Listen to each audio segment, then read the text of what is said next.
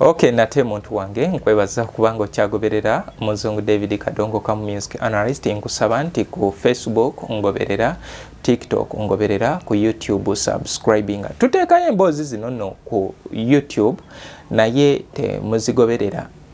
Tuteeka ebintu bino ku Facebook, tuteeka ebintu bino ku TikTok. Temubigoberera oba oliawo lwakuba ffe tetuzina mwagala bano ab'ebigula abakola ki abaolesa bino bigundi ndowooza bemuwa obudde ate woomaliriza n'ojja mu inbox yange ku WhatsApp mwami Muzungu mbadde mbooza ate kino naye nga nakinnyonnyola mu video era y'ensonga lwaki ndowooza abamu bagentandisa okundabanga omuntu omuzibu okubeera nga nziramu. Njagala ekibuuzo kibuulize ku platform, genda olabe video ekibuuzo gwe kyobuuza eky'obuntu mba nakinnyonnyola ensi yonna naye lwakuba mwagala is a walk. YouTube channel eri Muzungu David Kadongo Kamo music analyst, mugigoberere buli kimu kwekiri. Then waliwo ne baganda bange bano mwami Muzungu tuyina empaka ani abatumye mubeere mu mpaka mbu tulina empaka era ntera obabuuza kati mu mpaka zammwe ze nfuniramu wa lwaki mwagala mwabasazeewo mutandika okuwakana ze ntandika obataawuluza ebintu ebimu bino tugezeeko okwewa ekitiibwa tugezeeko okola ebintu ebiyinza otugasa ebintu ebimu tebisaana nze we mubeera mu mpaka zammwe temunyingiza mu mpaka zammwe naye mbasaba nti mugoberere YouTube kwengenda okuyisanga emboozi ezisomesa. Then mwe abalina zi channels zammwe TikTok biki osobola otemamu kolabye akatugattako n'okateekayo.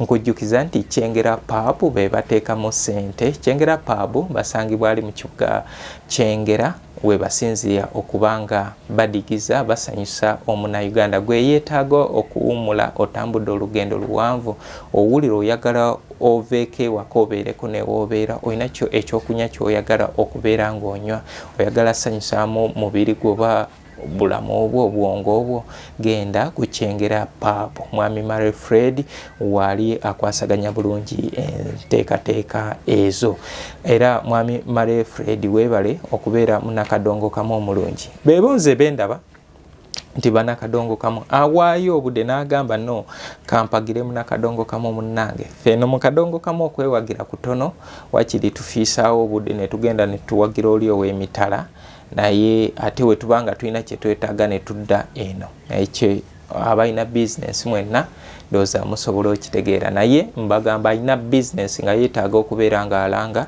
jangu tulangire ku platform eno. Tulina enteekateeka ey'okubanga tukola obulango buno nti tugenda kubanga tuteekako obulango mu clips tugenda tekangamu bu video bwobulanga business z'abantu baffe tugenda tekangamu ezo posters ezilanga business z'abantu baffe. Kikaya College and Vocational School basangibwa ali ebulenga ku musanvu we basinzira okubanga baweereza badde ne boarding basomesa arts ne sciences then vocational abo bakwasaganya nsonga za mirimu gya mu mutwe. Twinex International basangibwa ali ebulaga ku musanvu abo ba kindergarten baby class ne primary otwalayo omwana ba mubangule kati w'omutwalawo n'omuzza ku Kikaya College ne vocation kubanga ensi kati weeraga egenda mu vocation St. Michael Education Center bali Kiwanga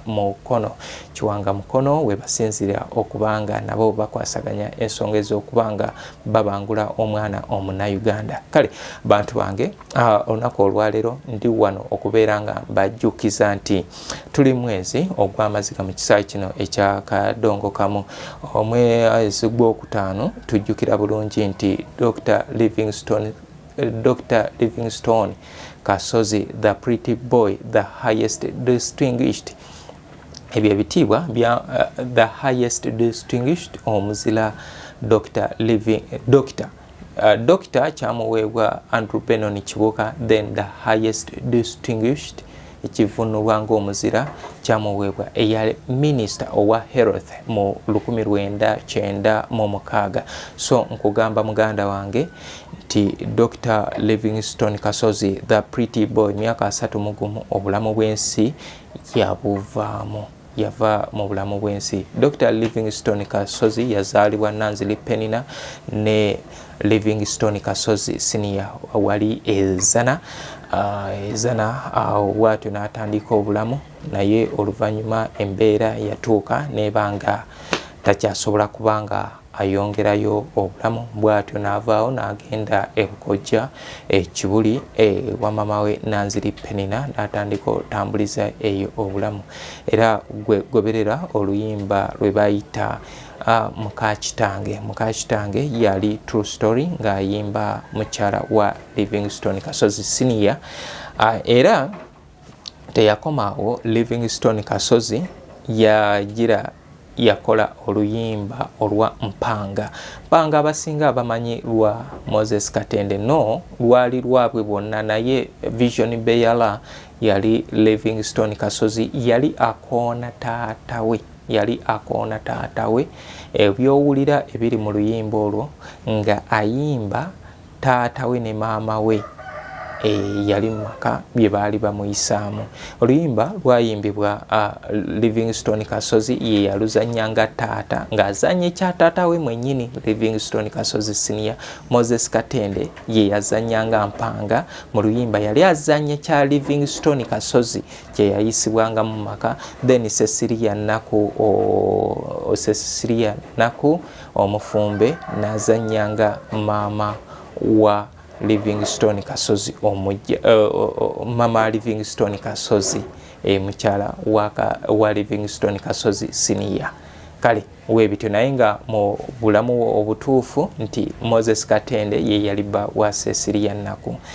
Moses Katende yafa 1989 yaziikibwa ku kyalo Magogo okuliraana Nabalanga mu district mu Mukono mu bitundu bye Nakiifuma. Livingstone Kasozi yafanga 19 omwezi ogwokutaano 1997 yafiira wali ku Busaabala Nursing Home era bwatyo nga 19 bamujjaawo ne bamutwalako ewa kitaawe ezana gye bamujja okumutwala ekyabbogo yali yagula n'azimbayo era awo weba muziika. Livingstone Kasozi yafiira yaleka abaana abaali bamanyiddwa baali babiri, omwana omukulu Nansubuga Diana n'omulenzi Sematimba Regan yali wa myaka 2.5. Sematimba Regan Nansubuga yali myaka 7 naye ng'ate mu kiraamo ekyasomwa yalaga nti waliyo omwana omulala mwaliwo omwana omulala era omwana oyo Sserwanga yakomawo kati abeera awo Kyazanga era ye mwana omukulu owa Livingstone Kasozi lwakuba nti we yali ng'ayogera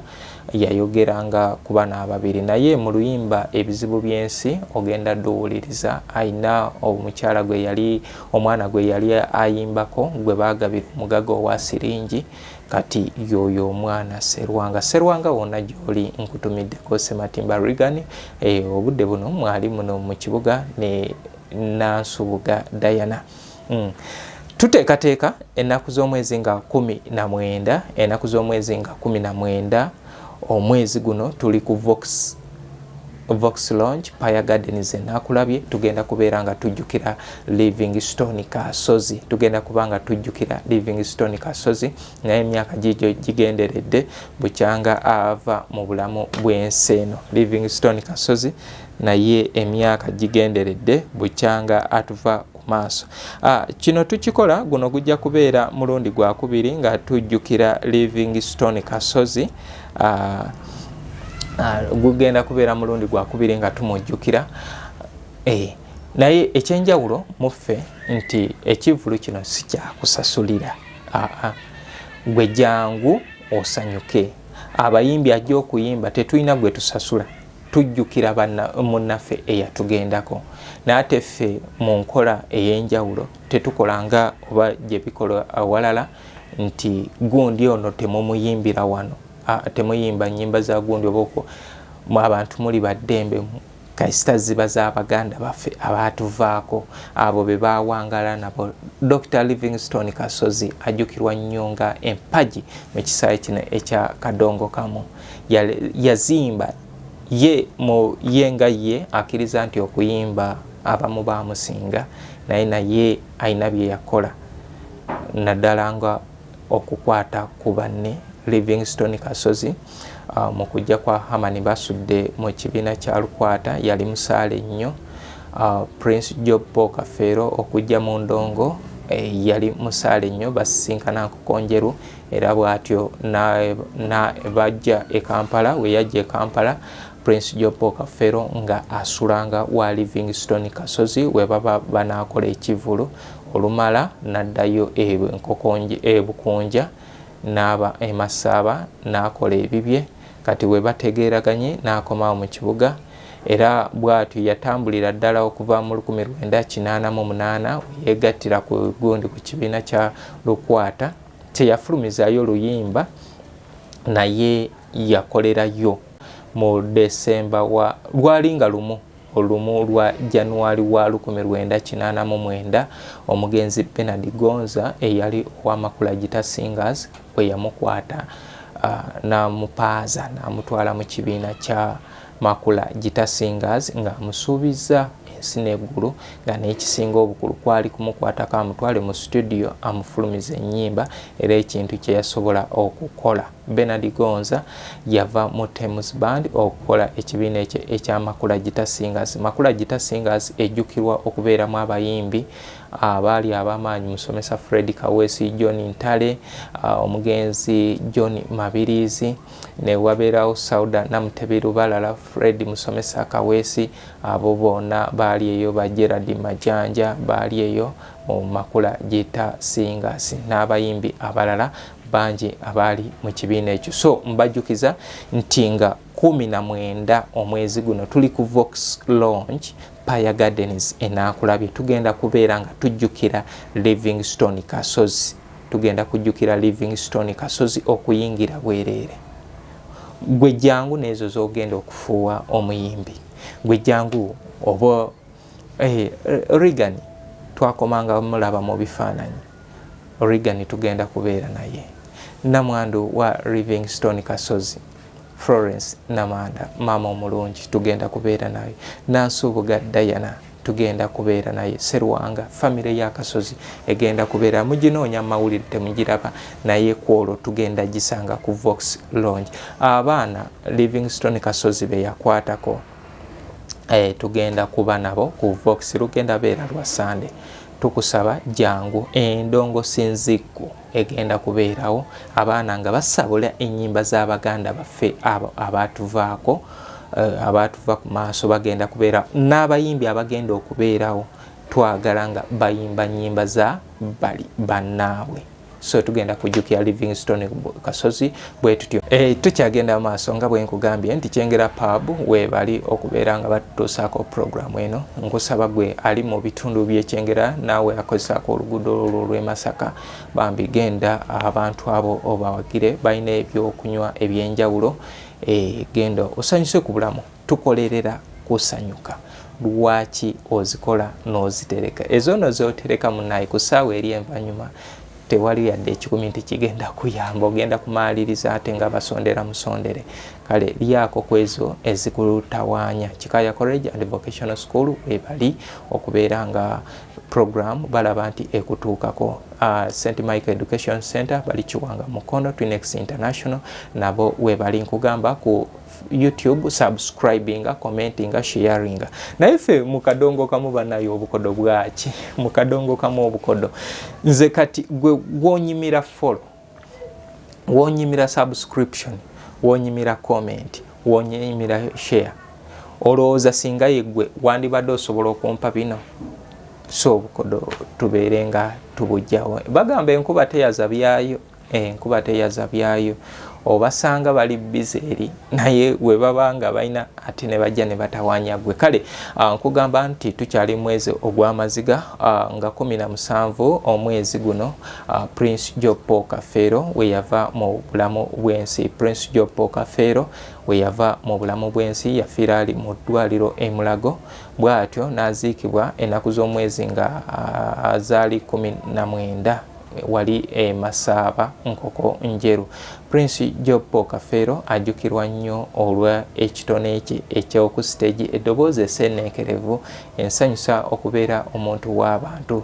Prince Job Kafeero mikwano gye be yakolanga nabo, abaana be yatendeka oba abaana abaayita mu mikono gye nga bakulembeddwamu Kibirige Hakim ajjukirwa nnyo nga eyali akulira abazinyi mu kibiina kya kulabako Gitasingaza, era nga w'olaba Kibirige Hakim ng'omanya nti omukulu ajja ku stage n'atera okulinnyako atandika okusanyusa. Era nze naalabye abantu abazina amazina amaganda naye mbadde sinalaba muntu azinanga Kibirige Hakim.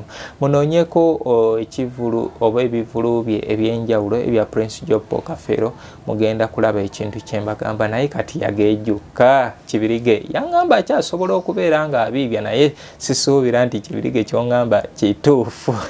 Namala kulabako, so bategeseewo enteekateeka ey'okubanga bamusabira okusiima n'okwebaza emirimu gye yakolera ensi nga 17 ku St. Paul Church wali e Makindye. Buli munakadongo kamu buli eyali omuwagizi wa Prince Job Kafeero osabibwa okubeera nga ojja obeerewo mu kubeera nga tusabira omwoyo gwa muganda waffe Prince Job Kafeero. N'eri Enkoko Njeru mu kisaawe wategekeddwawo empaka ez'okuwonga digi, mupiira, myeso n'ebintu ebirala, era oluvannyuma endongo ya kusindogoma naawe asobola gendako Enkoko Njeru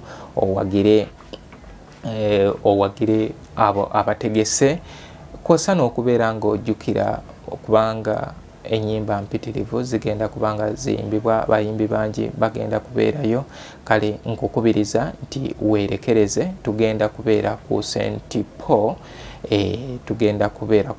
Paul, nga tukwata ebintu bino tugenda kuba tubikuweereza gwe atasobole biraba live, atasobole kubaawo, then ojja biraba oluvannyuma ku YouTube channel ya Muzungu David Kadongo Kamu Music Analyst. Naye oba amaanyi ge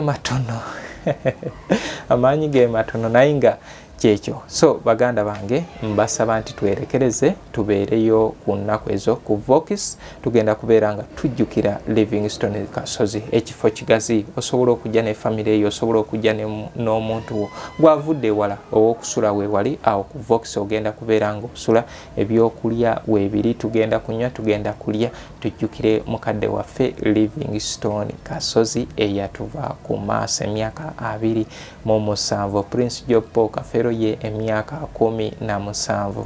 Kale mbagamba nti mwerekereze, subscribinga, followinga ku YouTube, followinga ku TikTok, followinga ku Facebook. Gwayagala ennyimba zino osobola okunsanga Kasubi ku Basoka kwa Vla Stage.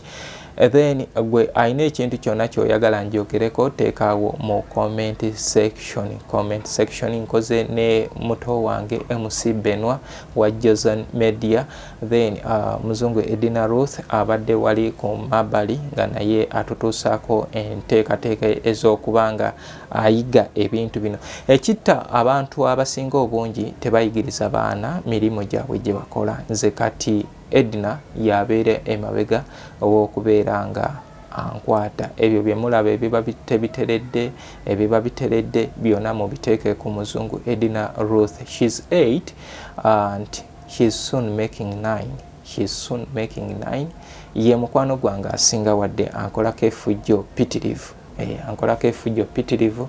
MC Benwa ye muntu mulamu gwe ayina emikolo ng'oyagala okukwatira omukolo ogwo. MC Benwa asobola okikola bulungi. Gwe ayina ennyimba ng'oyagala ozikwatira videos, MC Benwa Muzungu David ne Abe we tuli tujja kubeeranga tukwatira tugenda kuleetera ekifaananyi mu HD tulabe naffe tuteekawo essuula empya mu kisaawe kino eyeetaaga obulango video adverts nkusaba ontuukirire tubeere nga tukola obulango obwo then gwe eyeetaaga audio production naawe osobola otutuukirira tubeere nga tukola enteekateeka zino okubeera nga twongerako ku kisaawe kyaffe kino ekya Kadongo Kamu. Kale gwe ayagala ennyimba za Kadongo Kamu, ayagala ebivulu bya Kadongo Kamu, ebyafaayo bya Kadongo Kamu, onsanga Kasubi ku basooka kwavula stage awo wenkolera emirimu gyange. Ebintu bino ntunda bitunde and honestly speaking gwe ajja nti ate nedda ate oyo takola. Oluyimba weweesitwa n'ojja nduteerako nusu 5 tandikira ku nnyimba za 50. Gwe alwagala ku WhatsApp nteekako audio lwa 10 ntandikira ku nnyimba za 50. Gwe agira nti ate ku library ati sooka onoonye ennyimba ku library eyo sooka ozinoonye kati ezo ezikubuze z'oba ojja ompe enusu emeka 5 ezikubuze zokka z'oba ojja ompe 5 ng'oze ku library oba ompe 10. Business zonna zibeera ne principles and ebiseera ebisinga olina okufollowinga ekyo. Tetugezaako kubeera nti abamu bagamba ate naffe tuli ba Kadongo Kamu tuli bakinze ompa music naye music gwompa gundi nze sirina wengenda mutwala nze nguza end user. Waliwo omwami juzi yajja n'ebisitole by'ekijege ebyo naye omwami anyway fe olaba ebiseera ebisinga abantu abo bemulaba abali obulungi bebagezezaako okubeera nga bakuumira omuntu wa wansi eno wansi. Wagenda mu supermarket agula price wajjeewo n'atandika okuvoola. So tojja kunfootolera wange business tetwagigatta naawe osobola oteekamu obudde onoonye ebibyo anti ojja tegeera how hard wenayita. Era nze ensonga lwaki Ssaalongo Kadongo Kamu muwa ekitiibwa kubanga ebintu bino tebikuumika. Naye ate ababyagala bajerezi baagala okujerega n'okufootola ne balaba nti bakussa wansi. Ekyamazima bino ebintu nga woobiraba tebikuumika kubanga tutuula n'ogira okunoonya teepu zino zijjeeko ebintu bino obeere ng'osobola okubeera ng'obiteeka mu gundi ebintu bino nga osobola okuzikwata ozize mu digito. Egyo yonna mirimu. Kati yaza okugula ajja na bisitole bya kijega tatunuulira kikyoyitamu. So nze nkugamba munaye gwandaba oba onkyawa naye business, let business be business. Osobola okugira YouTube kweziri ennyimba, genda ku YouTube, take your time onoonye by'oyagala ebikubuze by'oba ojja ompe ssente. And kino nkyogera nga nkisimbako amannyo nti genda onoonye ku library empulya 210 genda abo basooke bakuweezo kati ezikubuze z'ojja oba ompe ssente. Wetugezaako okuteekamu omukwano ate bannaffe abalala bagikozesa nga advantage okubeera nga bagezaako okuba nga batufotola tebaagala kubeera nga naffe tusobola okubeera nga tukola ki tutambula okuvaako ku ddaala lino tugende ku ddaala eddala. Nze Muzungu David, Kadongo Kamu music analyst.